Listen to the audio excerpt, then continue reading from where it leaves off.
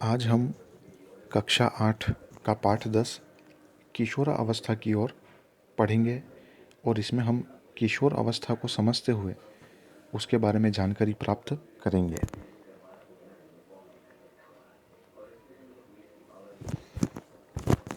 पिछले अध्याय में आपने पढ़ा कि जंतु किस प्रकार जनन करते हैं।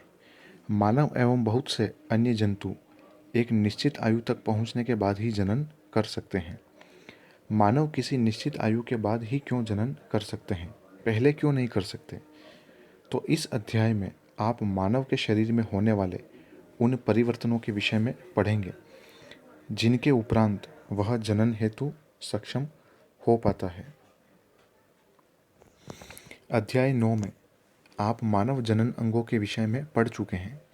इस अध्याय में हम उन हार्मोनों के विषय में चर्चा करेंगे जो शिशु में होने वाले उन परिवर्तनों में महत्वपूर्ण भूमिका निभाते हैं जिनके कारण बच्चा बड़ा होकर वयस्क बन जाता है। तो हार्मोन जो होते हैं वो हमारे शरीर में स्त्रावित होने वाले एक प्रकार के रसायन होते हैं जो ग्रंथियों द्वारा स्त्रावित होते हैं, जिनसे हमारे अंदर कुछ शारीरिक लक्षणों में परिवर्तन आ जाता है और हम शिशु से वयस्क बन जाते हैं। अब बात करते हैं किशोर अवस्था एवं यौवनारंभ की। बूजो अपना 12वां जन्मदिन मना रहा था। मित्रों के चले जाने के पश्चात बूजो और पहेली अपने माता पिता के साथ बातें करने लगे। पहेली एक कन्या विद्यालय में पढ़ती है। वह हंसने लगी।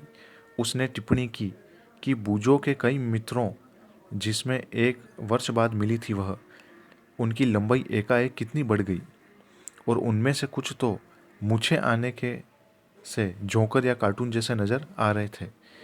उसकी माँ ने समझाया कि लड़के बड़े हो गए हैं। वृद्धि जन्म के समय से ही होने लगती है। कोई भी जीव हो, उसकी जो वृद्धि होती है वो जन्म से ही शुरू हो जाती है, परंतु 10 या 11 वर्ष की आयु के बाद वृद्धि में एकाएक तीव्रता आती है और वृद्धि साफ दिखाई देने लगती है। शरीर में होने वाले परिवर्तन वृद्धि प्रक्रिया का एक भाग हैं। यह इस बात का संकेत है कि अब आप बच्चे नहीं रहे तथा युवा अवस्था में कदम रख रहे हैं। बूजो कहता है, शरीर में होने वाले इस परिवर्तन की अवधि कब तक रहती है, यानी कि कहाँ से शुरू होती है और किस एज तक यह रहती है। तो मैं आपको ये बता देना चाहता हूँ कि ये जो अवधि होती है वह लड़कियों में एवं लड़कों में अलग अलग होती है। लड़कियों में थोड़ी सी पहले परिपक्वता आती है शरीर में, जबकि लड़कों में 1-2 साल बाद आती है, जिसे आप मैच्योरिटी भी कहते हैं। पहेली कहती है, जीवन का यह ऐसा अजीब काल है कि इसमें आप न तो बच्चे रहते हैं और न ही बड़े, यानी दोनों के बीच की अवस्था है। मैं जिज्ञासु हूँ कि क्या बाल्यकाल एवं युवावस्था के मध्य की इस अवधि का कोई विशेष नाम है क्या? तो वृद्धि एक प्राकृतिक प्रक्रम है। प्राकृतिक प्रक्रम बोले तो वृद्धि जो है वह अमूमन होती ही रहेगी, चलती रहेगी। इसे हम रोक नहीं सकते वृद्धि को। आपने अगर कहीं एक पेड़ भी बोया है और आप चाहे भले उसमें खाद समय पे दे रहे हैं या नहीं दे रहे हैं, पानी देते हैं नहीं देते हैं, या वो पानी कहीं और से प्राप्त हो जाता है, तो भी उसकी थोड़ी बहुत वृद्धि तो होती ही है। तो वृद्धि एक प्राकृतिक प्रक्रम है, जीवन काल की वह अवधि जब शरीर में ऐसे परिवर्तन होते हैं जिसके परिणाम स्वरूप जनन परिपक्वता आती है, किशोर अवस्था कहलाती है। तो पहेली के सवाल का जवाब मिल गया। उस अवस्था का नाम क्या है? किशोरावस्था है। किशोर अवस्था लगभग 11 वर्ष की आयु से प्रारंभ होकर 18 वर्ष अथवा 19 वर्ष की आयु तक रहती है। यह अवधि, क्योंकि अंग्रेजी के टीन्स टीन्स का अर्थ होता है 13 का टीन से 18 के टीन, यानी दोनों शब्दों में पीछे टीन टीन आ रहा है, या 19 वर्ष की आयु तक होती है। इसलिए किशोरों की इस अवस्था को टीनेजर्स के नाम से भी जाना जाता है। टीन एजर्स, टीन का मतलब होता है 13 to 19 और एजर्स का मतलब होता है आयु। लड़कियों में यह अवस्था लड़कों की अपेक्षा 1 या 2 वर्ष पूर्व प्रारंभ हो जाती है, यानी लड़कियों में आप मान के चलें 12 से 13 वर्ष में ही प्रारंभ हो जाती है यह आयु, जबकि लड़कों में 14 से 15 वर्ष में प्रारंभ होती है। किशोर अवस्था की अवधि व्यक्तियों में भिन्न भिन्न होती है और किशोरावस्था के दौरान मनुष्य के शरीर में अनेक परिवर्तन आते हैं। यह परिवर्तन यौवन आरंभ का संकेत देने लग जाते हैं। इनमें से सबसे महत्वपूर्ण परिवर्तन है लड़के एवं लड़कियों की जनन क्षमता का विकास होने लगना।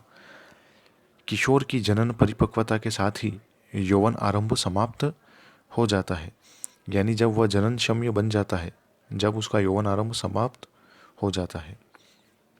अब बुझो और पहेली कहते हैं, पहेली और बुझो को एहसास होता है कि लंबाई में एकाएक वृद्धि होना एवं लड़कों में हल्की हल्की दाढ़ी मूछों का आना, यह किशोरावस्था के लक्षण हैं। वे यौवनारंभ में होने वाले अन्य परिवर्तनों के विषय में भी जानना चाहते हैं। अब हम पढ़ेंगे यौवनारंभ में होने वाले परिवर्तन, यानी यौवन का जो आरंभ होता है उसमें आपके शरीर में आपको कैसे कुछ परिवर्तन नजर आएंगे उसके बारे में। तो सबसे पहला परिवर्तन जो आता है वह बात करते हैं हम लंबाई में वृद्धि की। लंबाई में एकाएक वृद्धि यौवनारंभ के दौरान होने वाला सबसे अधिक दृष्टिगोचर परिवर्तन है। दृष्टिगोचर का मतलब होता है स्पष्ट रूप से नजर आने वाला, यानी सबसे पहला परिवर्तन हमें यही नजर आता है। इस समय शरीर की सभी अस्थियों की व हाथ पैर के अस्थियों की लंबाई में वृद्धि हो जाती है। यानी अगर शरीर बढ़ता है तो अस्थियां भी तो बढ़ेगी और व्यक्ति लंबा हो जाता है। क्रियाकलाप 10.1। निम्न चार्ट में लड़के व लड़कियों की आयु के साथ लंबाई में वृद्धि की औसत दर को दर्शाया गया है। इसमें दो कॉलम हैं। कॉलम 2 और 3 किसी व्यक्ति की लंबाई को प्रतिशत में दर्शाया गया है जो किसी आयु पर पहुंचने पर होती है। आयु को कॉलम 1 में दर्शाया गया है। तो टोटल 3 कॉलम बने हुए हैं, फर्स्ट, सेकंड और थर्ड। फर्स्ट में एज लिखेंगे और सेकंड और थर्ड में हम क्या है, लंबाई का प्रतिशत लिखेंगे। उदाहरण के लिए हम मानते हैं कि 11 वर्ष की आयु तक एक लड़का अपनी संपूर्ण लंबाई का 81% लक्ष्य प्राप्त कर लेता है। यानी वह अपने जीवन में जितनी भी लंबाई प्राप्त करेगा उसका 81% तो वह 11 वर्ष की आयु में ही प्राप्त कर लेता है। जबकि एक लड़की अपनी पूर्ण लंबाई की 88% तक पहुंच जाती है। यानी लड़कियां 88% प्राप्त कर लेती है अपनी लंबाई का। यह आंकड़े प्रतिनिधित्व मात्र है जो व्यक्तियों में भिन्न भी हो सकते हैं। तो यह सिर्फ एक औसत मान मान सकते हैं आप। यह सभी पर लागू नहीं होती बात, क्योंकि सभी का खान पान अलग होता है, सभी के वंशानुक्रम अलग होते हैं, सभी का वातावरण अलग होता है। तो उस वजह से कुछ भिन्नता इनमें आ सकती है। आप अपने मित्रों के लिए सारणी का प्रयोग करके उनकी पूर्ण लंबाई का अनुमान लगाइए और पता लगाइए कि आपकी कक्षा में सबसे लंबा कौन है और सबसे बौना कौन है। तो जैसे आयु वर्षों में लिखी हुई है, आप देख सकते हैं 8 वर्ष आयु है तो लड़के 72% और लड़कियां 77%। 9 वर्ष की आयु में लड़के 75% प्राप्त करेंगे तो लड़कियां 81% प्राप्त कर लेगी लंबाई। फिर 10 वर्ष की आयु वाले बालक बालिका में बालक 78% लंबाई प्राप्त करेगा तो बालिका 84% लंबाई प्राप्त कर लेगी। 11 वर्ष की आयु में बालक 81% लंबाई प्राप्त कर लेगा तो बालिका 88% प्राप्त कर लेगी। 12 वर्ष की आयु में बालक 84% लंबाई प्राप्त करेगा तो बालिका 91% लंबाई प्राप्त करेगी। 13 वर्ष की आयु में बालक 88% प्राप्त करेगा लंबाई का तो बालिका 95% प्राप्त करेगी। 14 वर्ष की आयु में बालक 92% लंबाई प्राप्त करेगा तो बालिका 98% लंबाई प्राप्त करेगी। 15 वर्ष की उम्र में बालक 95% लंबाई प्राप्त करेगा तो बालिका 99% लंबाई प्राप्त करेगी। 16 वर्ष की उम्र में बालक 98% लंबाई प्राप्त करेगा तो बालिका 99.5 लंबाई प्राप्त कर लेगी। 17 वर्ष की उम्र में बालक 99% लंबाई प्राप्त करेगा तो बालिका 100% लंबाई प्राप्त कर लेगी। और 18 वर्ष की आयु में दोनों की लंबाई जो है वो 100% पूरी हो जाती है। यह सिर्फ एक औसत मान है, जरूरी नहीं है कि आपके शरीर में भी लंबाई इसी अनुपात में बढ़े। सबके गुणसूत्र अलग होते हैं, सबका वंशानुक्रम अलग होता है, हमारे खाने पीने के, रहने के जो लाइफ स्टाइल है उसके तौर तरीके अलग होते हैं। इस प्रकार कुछ बदलाव आ सकता है। अब है पूर्ण लंबाई के लिए गणना सेंटीमीटर में कैसे की जाती है। जैसे वर्तमान लंबाई जो आपकी है उसको सेंटीमीटर में आपको लिखना है, अपॉन आपको भाग देना है वर्तमान आयु में पूर्ण लंबाई का प्रतिशत, इंटू 100 से गुणा करना है। जैसे हम एक उदाहरण लेकर समझते हैं। एक लड़का है जिसकी आयु 9 वर्ष है तथा लंबाई 120 सेंटीमीटर है, तो वृद्धि काल की समाप्ति पर उसकी अनुमानित लंबाई क्या होगी। तो हमने देखा कि लंबाई को सेंटीमीटर में लिखना है, तो 120 हमने ऊपर लिखा, और 9 वर्ष की आयु है तो 9 वर्ष की आयु के लिए यहाँ देखिए 75% लड़के के लिए दे रखा है, तो हम यही 75% यहाँ बटे में हर के रूप में लिखेंगे और 100 से गुणा कर देंगे, तो हमें 160 सेंटीमीटर लंबाई उसकी प्राप्त हो जाएगी। तो इसी प्रकार आप भी अपने सभी मित्रों, अपने परिवारजनों में जो छोटे बालक हैं, बालिकाएं हैं, उनकी लंबाइयों का अनुपात ज्ञात कर सकते हैं। अब आता है क्रियाकलाप 10.2। क्रियाकलाप 10.1 में दिए गए आंकड़ों का उपयोग करके एक ग्राफ बनाइए। आयु को तो एक्स अक्ष पर रखना है तथा जो लंबाई है उसकी वृद्धि का जो प्रतिशत है उसको आपको वाई अक्ष पर रखना है। आप जानते हैं कि ग्राफ में हमेशा दो ही अक्ष होते हैं, एक एक्स अक्ष और एक वाई। तो एक्स पर आपको आयु रखनी है और वाई पर आपको लंबाई का प्रतिशत रखना है। अपनी आयु को ग्राफ पर विशिष्ट रूप से चिन्हित कीजिए।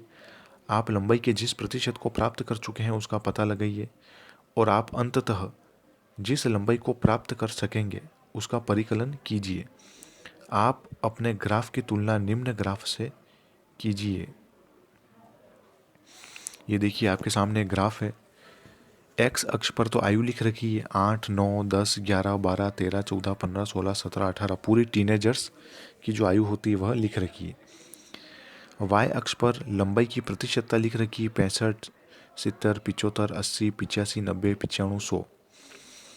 अब इस प्रकार से बालक व बालिका की अलग अलग आयु के हिसाब से अलग अलग लंबाई का प्रतिशत मिलान करके ये चिन्ह बनाए हैं और फिर इनको एक सरल रेखा के साथ मिला दिया गया है और हमारा ग्राफ तैयार हो गया है।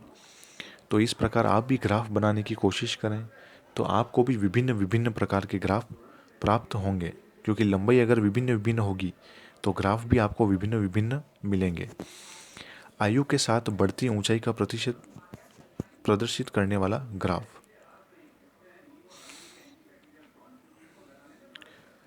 प्रारंभ में लड़कियां जो हैं वह लड़कों की अपेक्षा अधिक तीव्रता से बढ़ती है, परंतु लगभग 18 वर्ष की आयु तक दोनों अपनी अधिकतम लंबाई को प्राप्त कर लेते हैं, यानी 100% तक पहुंच जाते हैं।